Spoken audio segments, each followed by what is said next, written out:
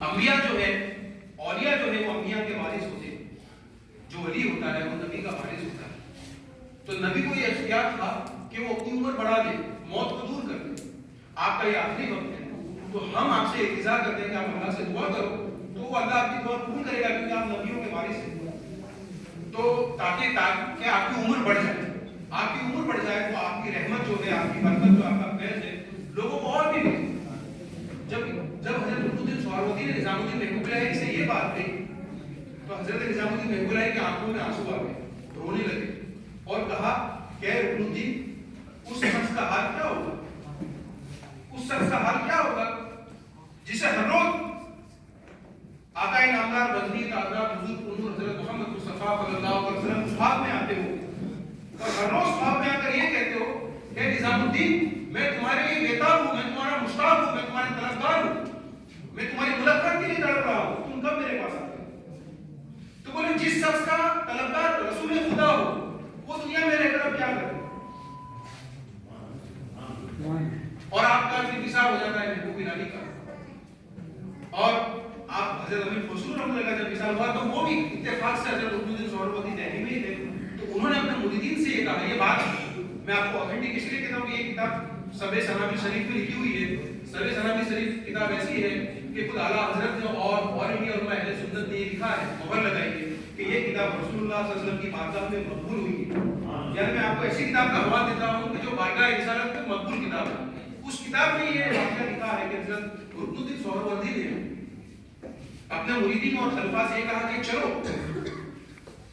امیر خسرو کا انتقال ہو گیا ہے تو آپ کی تدفین کے لیے, آپ کو دفن کرنے کے لیے, آپ کو نہلانے کے لیے ہم جاتے ہیں. اور کیونکہ آپ سے صاحب زہاں کی مدح سرزد ہوئی ہے.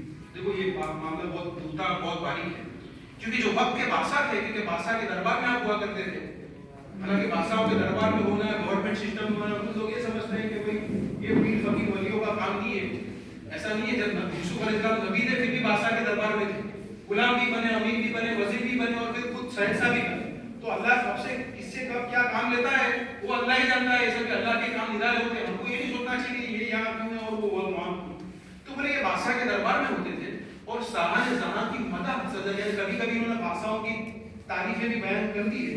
اسی لیے حضور کو دعائے مغفرت کی ضرورت ہے, یعنی ان کے لیے دعا کی ضرورت ہے, کیونکہ جو بادشاہوں کی تعریف کرتا ہے تو اس کے لیے استغفار کی ضرورت ہوتی ہے, شفاعت کی ضرورت ہوتی ہے, دعا کی ضرورت ہوتی ہے.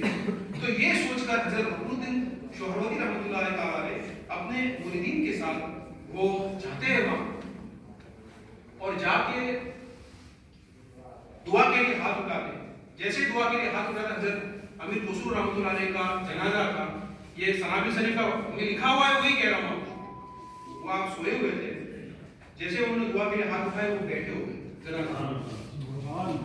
بیٹھے ہو گئے اور بیٹھے ہو کے انہوں نے یہ کہا, ماں بنعمت ہے پیر من بسندہ کرنا ہے نست حاجت را عمر زل فروردی کہا میں نے اپنے پیر و مرشد کی شفاعت کو اپنی پشت پناہ بنا رکھا, میں نے اپنے پیر و مرشد کی شفاعت کو اپنے پشت پناہ بنا رکھا ہے. مجھے اب کسی کی شفاعت کیا, کسی کی استغفار کیا, دعا کی ضرورت نہیں ہے. یعنی جو وسوسہ آیا تھا ان کو کہ حضرت تو کے بادشاہوں کے دربار میں ہوتے تھے اور ان کی تعریف کو بھی بیان کرتے تھے, تو ان کو اس کا دعا کی ضرورت ہے, استغفار کی ضرورت ہے. تو بولے یہ مرنے کے بعد بھی زندہ ہے, وہی زندہ رہے جو مر گئے یاد الہی میں, حیات زامندہ ابھی بقا اللہ ہی ہوتا ہے. تو یہ اللہ والوں کی شان ہے, یہ ان کا مقام تھا. اور حضرت امیر خسرو رحمۃ اللہ علیہ صرف ایک مطلب کہنے کے بعد ایک شاعر نہیں تھے, بہت بڑے ولی تھے, پیر کامل تھے. اور اس سے بڑی بات کیا ہے کہ وہ نظام الدین محبوب الہی کہ شاہجہاں کی دختر تھی جہاں رائے بلیہ تھی. اس نے بہت کتابیں بھی لکھی ہیں. اور جہاں نے ایک بار ایک منت لی تھی کہ میرا یہ کام پورا ہو جائے گا تو میں چلتی بغداد شریف محبوب سبحانی غوث اعظم جیلانی کے آستانے پہ جاؤں. یہ منت تھی. دہلی سے چلتی بغداد جاؤں گی, اس کا کام پورا ہو گیا. تو جہاں نے سوچا کہ ہمیں چلتی بغداد کو جانا ہے. اسی رات خواب میں محبوب سبحانی غوث پاک اس کے آتے ہیں علیہ رحمۃ و رضوان. کہتے جہاں تجھے چل کر دہلی سے بغداد آنے کی کیا ضرورت ہے. بولے حضرت منت کی ہے تو پوری تو کرنی پڑے گی, میرا کام آپ نے کر دیا ہے, آپ کی دعا سے اللہ نے کام کیا ہے. بولے نہیں ضرورت نہیں ہے, اس لیے کہ میں تو خود دہلی میں موجود ہوں, میں صرف सिर्फ बगदाद में ही हूँ, मैं तो दिल्ली में भी हूँ। हजरत आप दिल्ली में कहाँ हो? ये भी तो जगह तो बताओ कि आप दिल्ली में कहाँ हो? बोले निजामुद्दीन महबूब इलाही का जो आस्थाना है वहीं पे हूँ। बोले मैं महबूब सुभानी हुआ, महबूब इलाही है, वो भी अल्लाह का महबूब है और मैं भी अल्लाह का महबूब हूँ, तो उसकी कब्र में भी मैं मौजूद हूँ। तू वहां जाके अगर चादर चढ़ा देगी तो वो बगदाद तक पहुंचे। तो ये वो महबूब इलाही जिसके बारे में ये कहते हो कि ए खुसरू, अगर शरीयत की इजाजत दी होती तो मैं और तू एक ही कब्र में दफन होते। क्या कहा? कितनी मोहब्बत थी अमीर खुसरू साहब से कि ए खुसरू, अगर शरीयत की इजाजत दी होती तो तू और मैं एक ही कब्र में दफन होते। और फिर अल्लाह ताला हर शख्स को हशर के मैदान में ये पूछेगा कि तू क्या, हर को पूछेगा, तुम्हें और मुझे भी पूछा जाएगा, छोटे और बड़े हर किसी को पूछा जाएगा कि तू क्या लाया दुनिया। तो मैं अल्लाह ताला से ये कहूंगा, इतने बड़े बुजुर्ग कहते कि मैं खुसरू का सौजे इश्क लाया, खुसरू का सौजे इश्क लाया हूं।